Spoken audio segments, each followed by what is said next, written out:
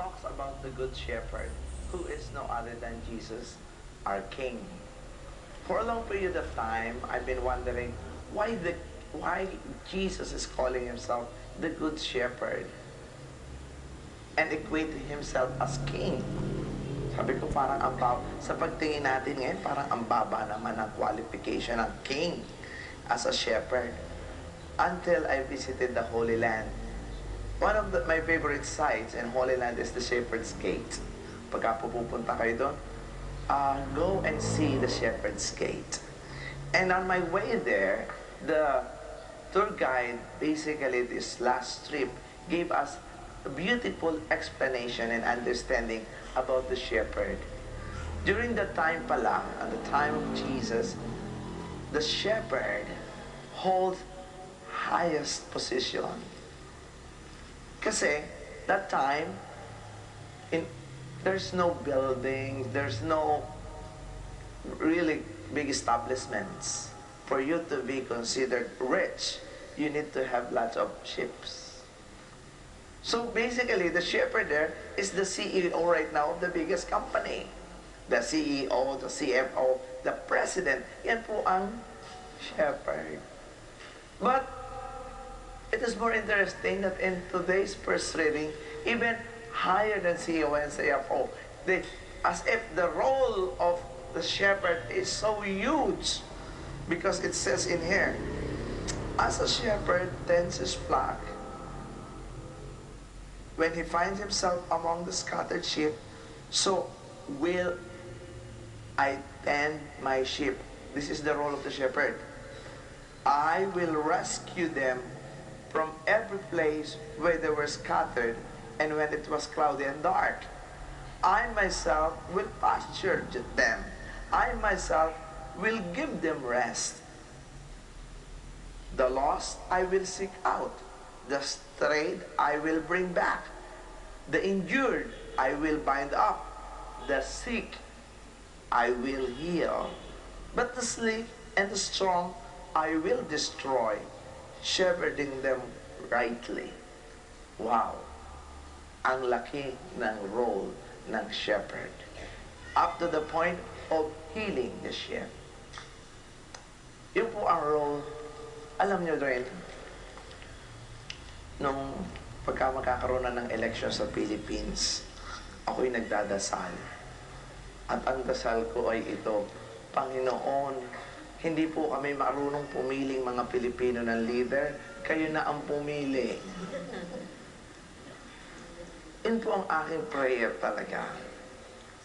And I think Jesus, and in today's gospel, it allows us to basically give a standard on how to lead.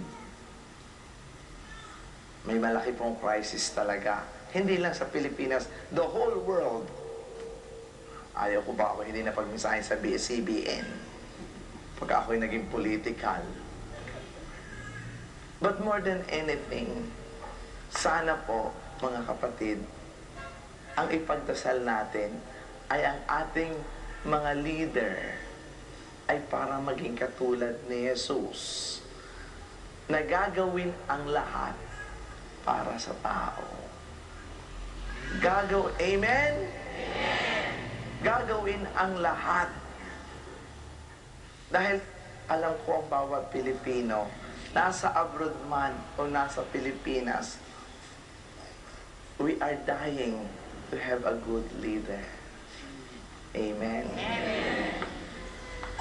We are dying to basically experience yung tinatawag na mamumuno na magmamahal at magpapakamatay sa atin.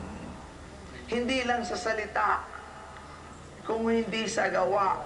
Alam mo, mayroon akong na-catch na phrase.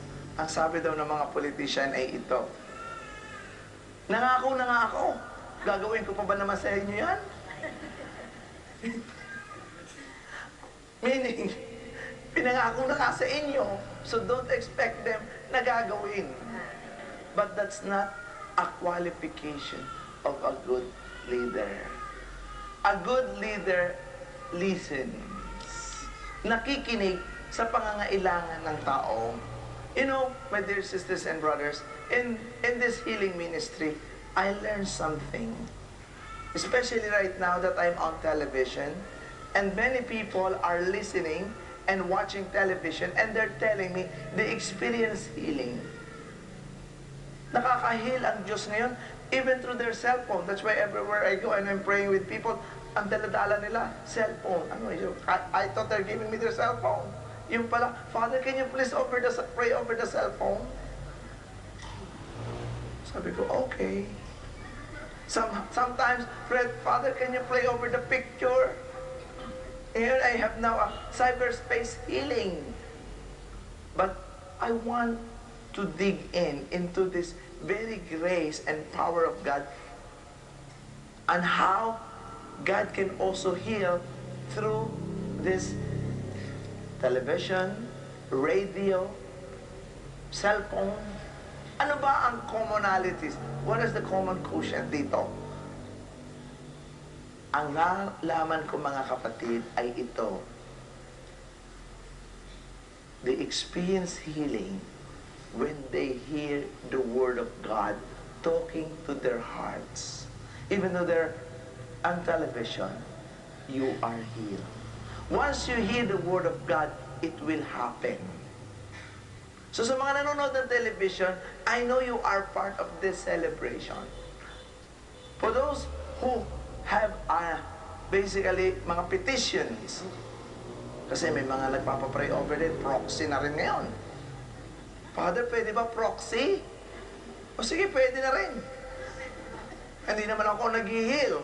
It's God who heals. And somehow, I do not know how they get healed. And I know for sure, God can heal anybody and everybody, anywhere and everywhere, because He is omnipresent. He is present everywhere. And that is the definition of our God. Nandoon siya sa lahat.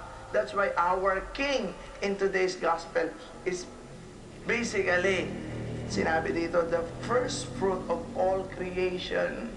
The first one who basically as king beat death. Siya lang ang hari na may kapangyarihan over death. But at the end of the day, ang sasabihin ng Diyos for those who got healed ay ito. My dear sisters and brothers, I was hungry. You gave me no food. I'm thirsty. You gave me no drink. As strangers, you never welcomed me. Naked, you never clothed me. I'm in prison. You never visited me. I'm in the hospital and ill. You never cared for me. So anong ina-expect sa atin ng Diyos? Kailangan po tayo ay integrated, holistic. Meaning, our care, ang atin po sanang pagmamahal sa Diyos ay maipakita natin sa gawa. Yan po ang aking sinasabi lagi. If this ministry will not lead people to salvation, God, take this out away from me. Because there is no magic in this healing ministry. It's not my touch that heals. I keep on saying, it's the Eucharistic celebration. That's why it is a healing Eucharist. It's the Word of God. It's the body of Jesus. And minsan tinatanong pa ng tao, Father, hindi ba ako nagaling dahil wala akong faith? Sabi ko, hindi ko alam. I cannot judge you naman. Minsan may mga bait-baitan, may mga simba ng simba, kakatapos namang sumimba, matapang pa rin, chismosa pa rin, masungit pa rin. But the bottom line, sa mga gustong gumaling, for those who wants to experience healing, the bottom line is this.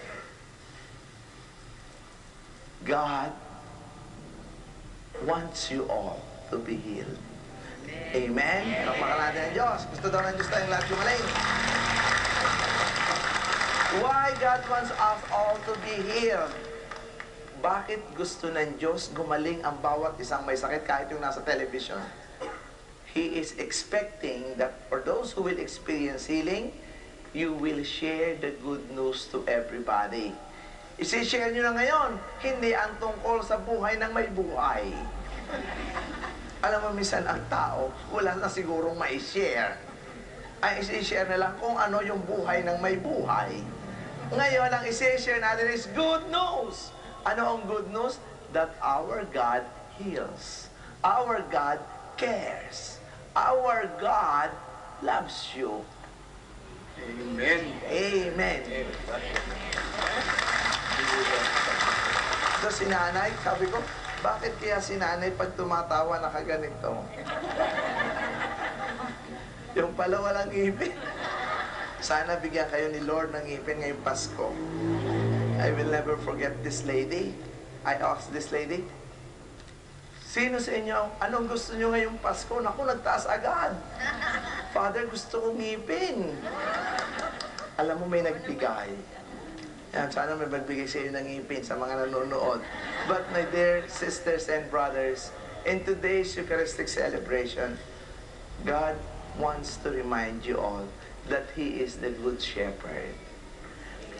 Because He is a Good Shepherd, ibibigay sa inyo ang lahat ninyong pangangailangan. Hindi yung gusto nyo. Ibibigay lahat sa inyo. Pangangailangan, meaning there's a difference between needs and wants. Pangangailangan, hindi yung gusto ninyo. Okay? Kundi ang gusto ng Panginoon ang ibibigay sa inyo. Because what God wants for you is what's best for you. Yun ang tatandaan ninyo. Pag hindi ibinigay sa inyo ng Diyos ang inyong iniiling, hindi yon ang best sa inyo. Because He is a good shepherd. He knows His flock. He knows His sheep. Amen. Please stand.